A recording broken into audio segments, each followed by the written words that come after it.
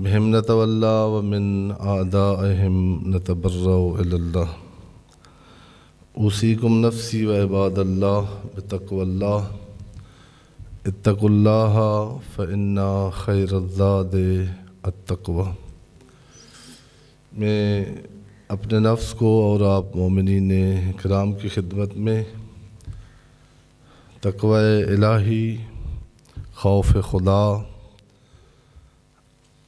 اللہ کے بنائے ہوئے قوانین کی پیروی کرنے کی دعوت بھی دیتا ہوں اور نصیحت بھی کرتا ہوں۔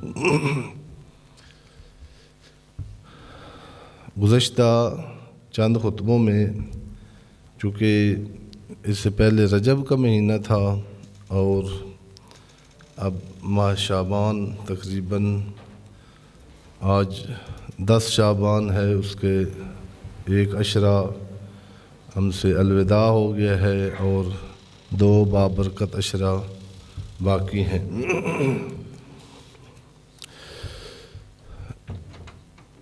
عرض کیا تھا کہ یہ دونوں مہینے جو اہل اللہ ہیں، جو بندگی میں اپنی زندگی بسر کر رہے ہیں یا کرنا چاہتے ہیں، یہ ان کے لیے سب کچھ کمانے کے مہینے ہیں۔ ایک فارسی شاعر ہے، اس نے کہا کہ جو شب عید ہے نا، ماہ مبارک رمضان کی عید الفطر کی جو شب ہے، اس کو روایات اور علماء اخلاق نے کہا لیلۃ الجوائز۔ ٹورنامنٹ ہوتے ہیں نا، گیمیں ہوتی ہیں، تو ان کا ایک آخری دن کہتے ہیں کہ اس دن وہ تقسیم انعامات کا دن ہوگا۔ یہ جو شب عید الفطر آتی ہے، یہ انسانیت کی جو لیلۃ الجوائز ہے، آج تک آدم کی اولاد نے جہاں پر جس نسل میں جو کچھ پایا ہے، وہ انہی تاریخ میں لکھا ہوا ہے، روایات میں ہے کہ یہی مہینے تھے۔ اب وہ فارسی شاعر کہتا ہے کہ جو ہے جیتنے کی جو تیاری ہوتی ہے، جب میچ شروع ہو جائے تو وہ نادان ہے وہ پلیئر جو گیم والے دن اپنی، ان کا ماہ مبارک رمضان تو وہاں تو جو یکم آنی ہے تو یعنی کام میدان شروع ہو جانا ہے، وہاں تو دوڑ شروع ہو جانی ہے پہلے دن سے۔ اگر جیتنے کے لیے کچھ آپ نے سامان میسر کرنا ہے تو اس کے دن شعبان ہے کہ ابھی اپنے آپ کو ایسا بنا لو کہ کچھ ہوتے ہیں نا پابند صوم و صلات ہوتے ہیں، پہلے روزہ ہی رکھتے ہیں تو گھر والوں کے ساتھ لڑائی شروع ہو جاتی ہے، چونکہ طبیعت آشنا نہیں ہوتی روزے سے، تو وہ اتنا روزے کا ثواب نہیں ہوتا جتنا بچوں کو مار مار کے اور بیوی سے لڑ لڑ کے گناہ کما لیتے ہیں۔ تو جو ایک تیاری ہے لیلۃ الجوائز کے لیے، وہ خدا کے دیے ہوئے انعامات، ان کے نازل ہونے کی جگہ کوئی ہاکی گراؤنڈ نہیں ہے بلکہ پاک دل ہے، پاک دل ہے اور شکستہ دل ہے، ٹوٹا ہوا دل۔ یہ بھی حدیث قدسی کے جملے ہیں کہ لم تسعنی ارضی و سمائی، میرے بندے جو میری تلاش میں ہے، اگر میرے کسی بندے کو خیال آ گیا ہو کہ بے وفاؤں کی دنیا کو چھوڑ کر کسی با وفا انیس اور محبت کرنے والے کی آغوش میں جاؤں، تو مجھے اگر زمین اور آسمان کی وسعتوں میں ڈھونڈتا رہے گا، جیسے عوامانہ تصور ہے 27 رجب والے دن جہاں جو درس تھا وہ معراج کے بارے میں، یعنی عرض کی کہ مسلمان آج تک لڑتے رہے ہیں بھائی، بعض نے کہا کہ جسمانی ہے اور بعض نے کہا کہ معراج روحانی ہے۔ یہ مقررین سے پوچھنے والے مسائل نہیں ہیں۔ قرب خدا کا جو سفر ہے، قرب خدا کا سفر، وہ جسمانی نہیں ہوتا۔ یوں نہیں ہے کہ اللہ ہم سے کہیں کسی اور علاقے میں ہے۔ آیت اللہ جوادی عاملی خدا سے بعید ہونے کی مثال دے دیتا ہے، وہ اللہ جو کہتا ہے نحنو اقرب الیہ من حبل الورید، میں تو اپنے بندے کی شاہ راگ سے اس کے قریب ہوں۔ تو پھر جو شاہ راگ سے قریب ہے، جو بندے کے قریب ہے، تو اپنے رسول کے بھی قریب ہے۔ پھر کدھر جانا ہے معراج کرنے کے لیے؟ معراج رسول کی وہ علی و اعظم معراج تھی، لیکن مومنین کو بھی کہا گیا کہ آپ بھی معراج کر سکتے ہیں۔ الصلاۃ،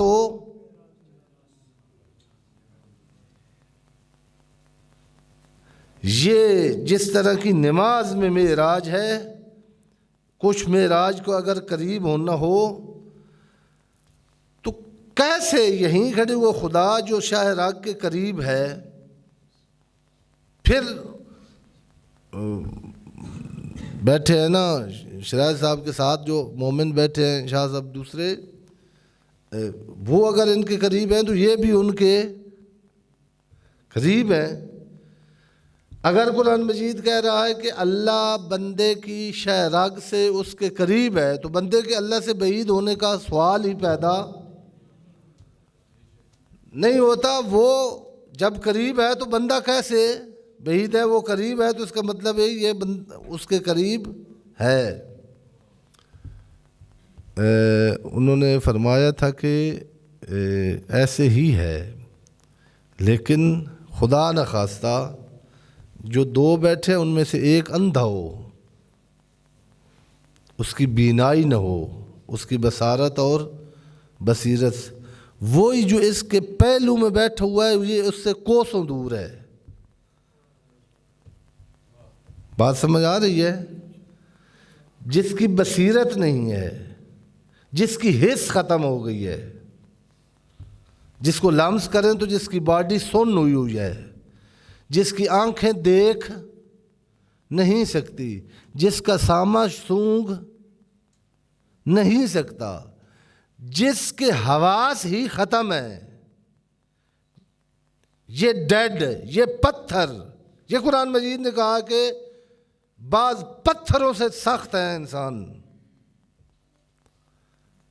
یہ جو معصیت خدا کا مارا ہوا جہنم کا پتھر بن چکا ہے انسان، اس کے پہلو میں خدا ہے اور یہ اس کا قرب محسوس نہیں کرتا۔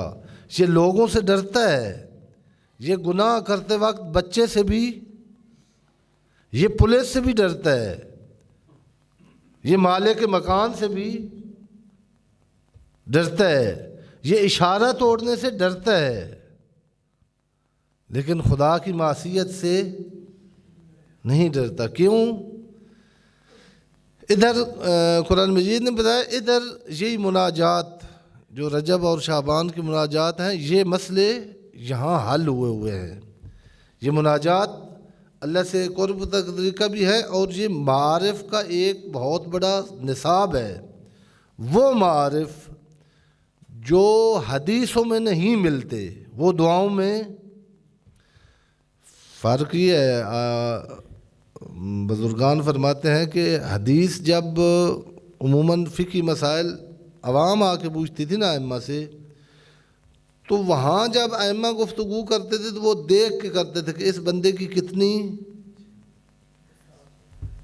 بساط کتنی ہے، کیپیسٹی اس کی کتنی ہے، یہ کس سطح کا ہے، کس لیول کا ہے، اس سے کس طرح. لیکن انہوں نے کہا یہ جو مناجات ہیں یہ ان قرب کے منازل طے کیے ہوئے ائمہ تارین کی اپنے خدا سے گفتگو ہے. اس میں وہ تمام حجاب ہٹے ہوئے نظر آتے ہیں. سید الساجدین امام زین العابدین علیہ السلام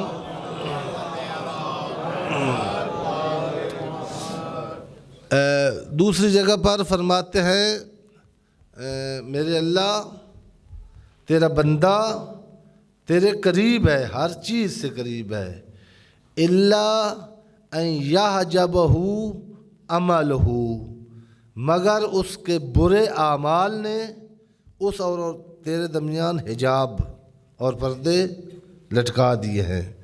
یہ محجوب ہے، دور نہیں ہے. اس کا گناہ، اس کی خطا، اس کی جنایت، اس کی سوء سریرت، اس کی تفریط، اس کا افراط، وہ خدا سے اس کو دور کیے ہوئے ہے. وہ منزل طے کرنے کا جو طریقہ ہے، اب رجب کا مہینہ گزر گیا ہے. میں نے عرض کیا تھا کہ ایک دفعہ جو ہے مناجات شعبانیہ، ان کو جو بار بار عرض کیا ہے، جو چھوٹے بچے بیٹھے ہیں مطالعات کرنے والے، جنہوں نے اسٹڈی کرنا ہوتا ہے، مطالعہ کا بہت اچھا وقت جو ماہرین مطالعہ بتاتے ہیں نا، وہ ہے جب انسان نیند سے اٹھے.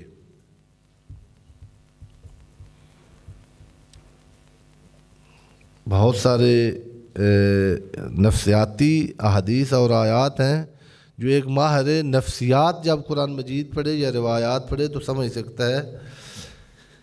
جب اپنی جو ہے جو انسان کے ازدواجی تعلقات ہیں اس کے آداب کی احادیث ہیں. بچے پر جو ماں باپ کے حالات ہوتے ہیں وہ پیدا ہونے والے بچے پر بہت اثر رکھتے ہیں. جو بچہ پیدا ہوتا ہے، جو کیفیت تھی نا ماں کی ذہنی جب وہ بچہ پیٹ میں تھا، وہ اس بچے کی آئندہ زندگی پر اثر ڈالتی ہے. جو کیفیت تھی نا باپ کی انعقاد نطفہ کے وقت، وہ بچے پر اثر ڈالتی ہے. میں نے یہاں چند مرتبہ وہ واقعہ ذکر کیا تھا کہ ایک عرب جو بہت امیر تھا، اس کا بچہ، بیوی بھی خوبصورت تھی، آپ بھی خوبصورت تھا، اور بچہ کالا حبشی شکل کا. تو بڑی ہی پریشان کن خبر تھی. ایسے منٹوں میں جب عورتیں آئیں تو وہ پورے شہر میں بات پھیل گئی کہ یہ تو اس قدم قضیہ ہو گیا ہے. تو عرب پھر اس سلسلے میں حساس بہت زیادہ ہیں. وہ اب یہ باتیں سن رہے ہوں کہ فلاں کے کوئی ایسا مسئلہ ہے کہ باپ بھی چٹا گورا ہے اور ماں بھی، اور بچہ اس طرح کا حبشی شکل کا پیدا ہوا ہے. تو بہت اس کو اپنی بیوی پہ یقین تھا. ساتھ انسان رہتا ہے تو پتہ ہوتا ہے ایک دوسرے کا. اب اس کے بدن میں لرزہ تھا. ایک یہ تھا کہ میں اب اس کو قتل ضرور کرنا ہے بچے سمیت، اور دوسرا یہ تھا کہ اس کی جو خدمات تھیں، اس کا جو ماضی تھا وہ بھی سامنے آتا تھا. تو اسی حالت میں، پریشانی کی حالت میں آدمی کو اس کے بھی ہے یا سو جائے یا قرآن کی تلاوت کرے یا مناجات کرے، وگرنہ انسان پریشانی کی حالت میں بڑا بڑا نقصان کر دیتا ہے. چند منٹوں میں اتنا غلط فیصلہ کر لیتا ہے کہ اب وہ قریب تھا کہ اپنی بیوی اور بچے کو مار دیتا، مارنا ہی چاہتا تھا. اور ادھر سے چونکہ دونوں چیزیں وجود کا حصہ ہوتی ہیں انسان کے، بہت اللہ کا بنایا ہوا ایک عجیب رشتہ ہے ہمسر انسان کی بیوی. ہم نے ہندوستان سے بیوی کا تصور لیے، اگر بیوی کا تصور انسان پیغمبر اور علی سے لے تو یہ کائنات کی عظیم دو شخصیتیں. ادھر جب خدیجہ جدا ہوئی ہیں اور ادھر جناب سیدہ کی جب شہادت ہوئی ہے تو یہ دونوں شخصیات ان کے الفاظ تاریخ میں نقش ہیں کہ آج ہماری کمر ٹوٹ گئی ہے. اب وہ شخصیت نہیں رہی جس کو محمد اپنے دکھ سنائے. جناب امیر کہتے ہیں کہ من العزا، اب میں دنیا کا ستایا ہوا علی جب زہرا تیری خدمت میں آتا تھا تو میرے دکھ ختم ہو جاتے تھے، اب میں کدھر سے لوں گا جناب سیدہ کو. یہ تصور ہے. وہ جب گیا تو اس نے اپنی پریشانی کا اظہار کیا تو پیغمبر اعظم نے فرمایا کہ خبردار ایسا کوئی قدم نہ اٹھانا، تیری جو بیوی ہے وہ بے گناہ ہے، یہ تیرا ہی بچہ ہے. کہا پیغمبر میں کیسے، اب لوگوں کو میں کیسے بتاؤں؟ انہوں نے کہا یہ میں ہی بتا سکتا ہوں آپ کو. یاد کر ابھی تو امیر ہے، کچھ عرصے سے تیری بزنس چل پڑا ہے. جب جوانی میں تو مفلس تھا تو شام کے بازار میں زیادہ تر وہاں ہی رہتا تھا، تجارت کے لیے جاتا تھا. اس بازار میں ایک حبشہ کی فاحشہ تھی جس کے ساتھ تیرے تعلقات رہے ہیں. اب تو نے شادی کر لی ہے لیکن تیرے ذہن میں جب اس بچے کا نطفہ منعقد ہو رہا تھا تیرے ذہن میں اس کا تصور تھا، اس کا اثر بچے پہ ہوا ہے.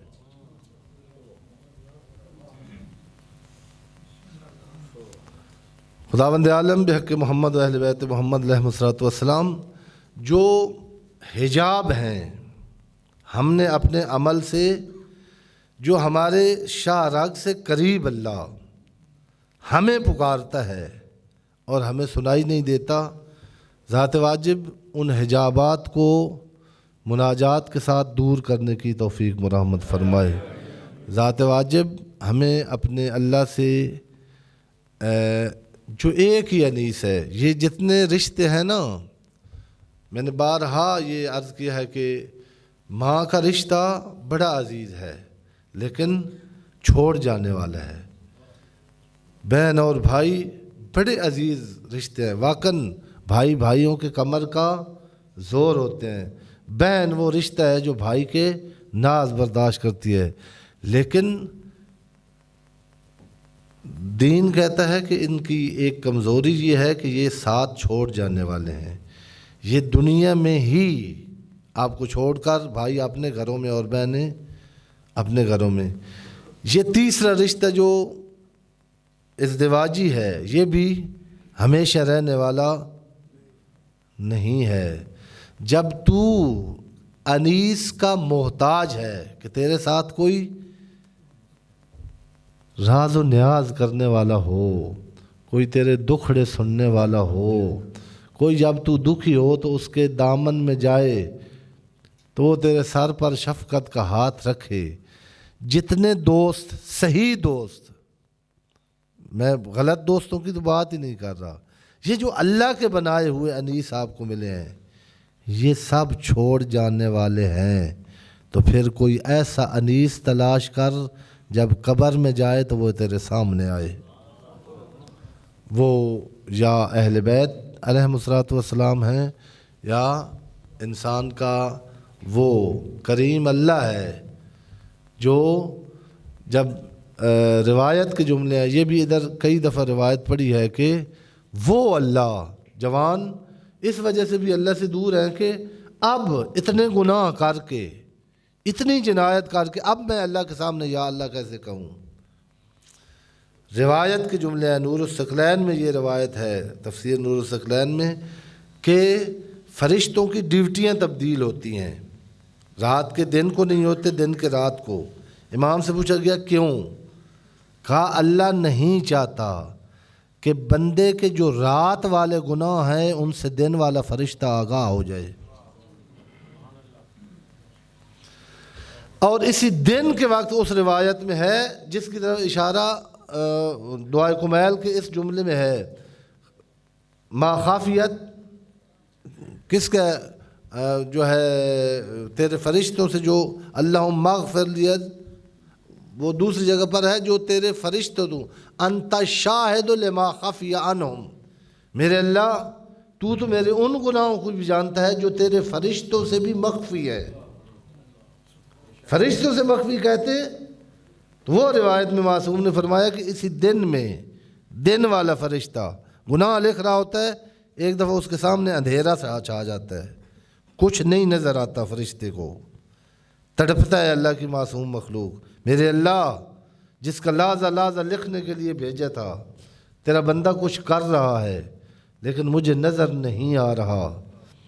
آیت اللہ مشکینی نے یہ جملہ فیضیہ کے سرداب میں کہا تھا، مجتہدین بھی یہ درس اخلاق میں بیٹھے تھے، چیخیں نکلی تھیں، انہوں نے کہا تھا اس وقت اللہ اگر یہ تعبیر میں کروں تو صحیح ہے، خون کے آنسو رو کے کائنات کا بے نیاز اللہ کہتا ہے فرشتہ اب میں تجھے کیا بتاؤں، اب میرے بندے نے اپنے بچوں سے بھی دور ہو کر ہر کسی سے شرم کیا ہے لیکن مجھ سے حیا نہیں کر رہا۔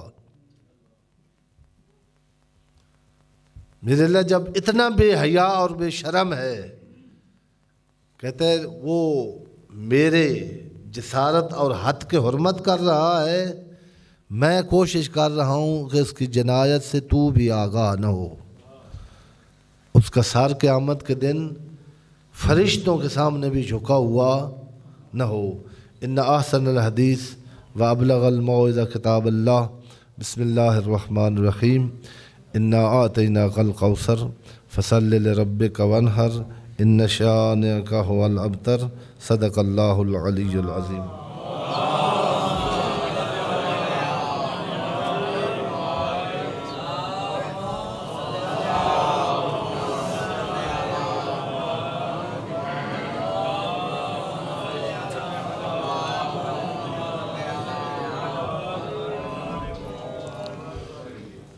اعوذ باللہ السمیع العلیم من الشیطان اللعین الرجیم، بسم اللہ الرحمن الرحیم۔ الحمدللہ رب العالمین، بارئ الخلائق اجمعین، باعث الانبیاء والمرسلین، رافع السماوات وخافض الارضین، وصلی اللہ علی جمیع الانبیاء والمرسلین، سیما خاتمہم وافضلہم واشرفہم محمد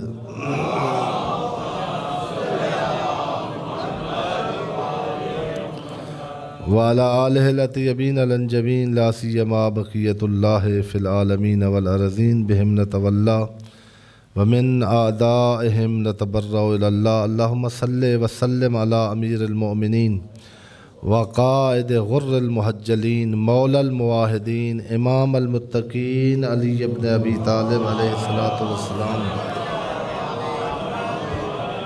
وعلی سیدۃ نساء العالمین وبضعۃ خاتم النبیین فاطمۃ بنت محمد صلوات اللہ علیہا، وعلی الحسن والحسین سید شباب اہل الجنہ وصبط نبی الرحمہ،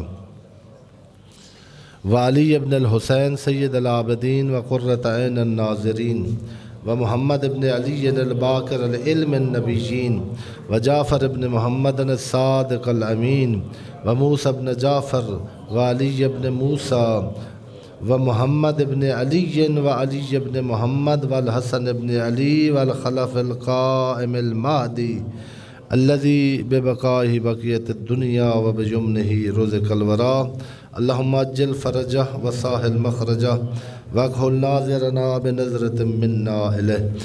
خداوند عالم بحق محمد و اہل بیت محمد علیہ الصلاۃ والسلام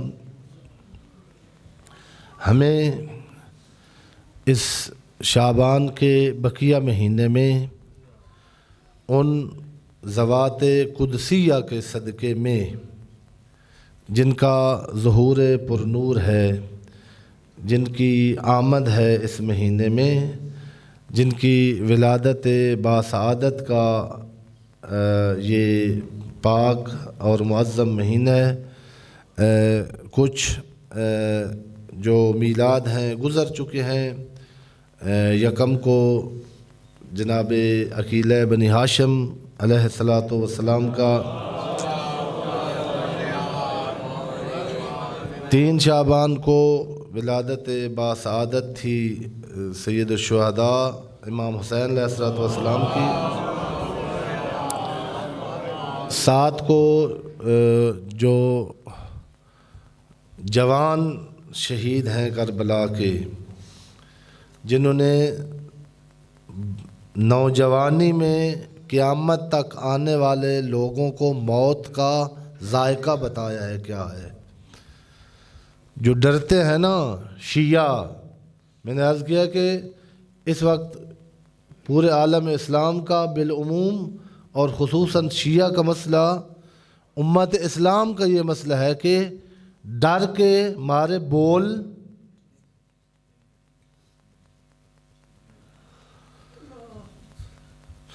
یہ جن پر خوف چھایا ہوا ہے، ان کو سب کو اکٹھے مل کر ایک دفعہ کربلا جانا چاہیے. فلسفہ زیارت یہ ہے، اور جا کے حسن کے یتیم کی قبر پر جا کر اس سے پوچھیں کہ جب موت کے سائے امڑ رہے ہوں، جب موت قریب آئی ہوئی ہو، تو تیرے نزدیک حق کے نصرت میں موت کیسی ہے؟ تو یہ آپ کو عاشور بتائے گی، شب عاشور بتائے گی. جب چچا نے بغانا کہ تو جو اجازت مانگ رہا ہے اپنی ماں کا واحد سہارا قاسم، تیرے نزدیک موت کیسی ہے؟ فرمایا احلا من الاصل، اگر حق کے امام کی نصرت میں موت آئے تو شاید سے زیادہ میٹھی چیز کا نام موت ہے. اجدہ سے کل شبیہ پیغمبر کی ولادت باسعادت ہے، جس کے بارے میں مجھے یاد ہے کہ تھکا ہوا میں مشہد میں اترا اور سیدھا حرم امام رضا میں گیا اور ظہر کی نماز پڑھی اور ایک آیت اللہ نماز پڑھا کے فوراً ممبر پر بیٹھ کے، وہاں یہ رسم ہے یہاں بھی ہونی چاہیے، جو نماز پڑھانا یہاں پیش نماز کو حقیر سمجھا جاتا ہے. بہت بڑا منصب ہے امامت جماعت، اور اگر اسلامی منصب، اس کو امام کہنے کا مطلب یہ ہے مسجد میں ہی نہیں، چونکہ وہ کس کے پاس علم دین ہے. امام یعنی اس کو آگے رکھو، اس سے پوچھو کیا کرنا ہے کیا نہیں کرنا. تو آیت اللہ تھے، مجھے ان کا نام بھی آتا ہے، یاد ہے. ظہر کی نماز کے فوراً بعد ممبر پر بیٹھے اور ان چند مواعظ کے بعد جناب علی اکبر کا تھوڑا سا تذکرہ کیا. مجھے یاد ہے چیخیں بلند ہو گئی تھی حرم میں. انہوں نے کہا تھا لوگو، عاشور کے دن حسین کا پورا جہان علی اکبر تھا.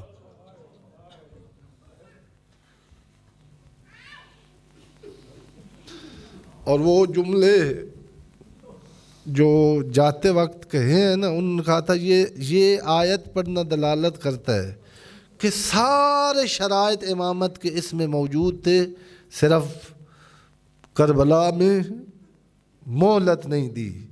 جو سید الشہداء نے پڑھا نا، جب جا رہے تھے نا اکبر، بڑا شجاعت کے ساتھ اپنے بیٹے کو الوداع کیا. اس طرح نہیں کیا جس طرح خلیل نے اسماعیل کو، آنکھوں پہ پٹی نہیں باندھی حسین نے کر کے، پھر جب چلے آئے نا تو پیچھے کمر پہ ہاتھ رکھ کے پڑھتا ان اللہ اصطفیٰ آدم و نوح.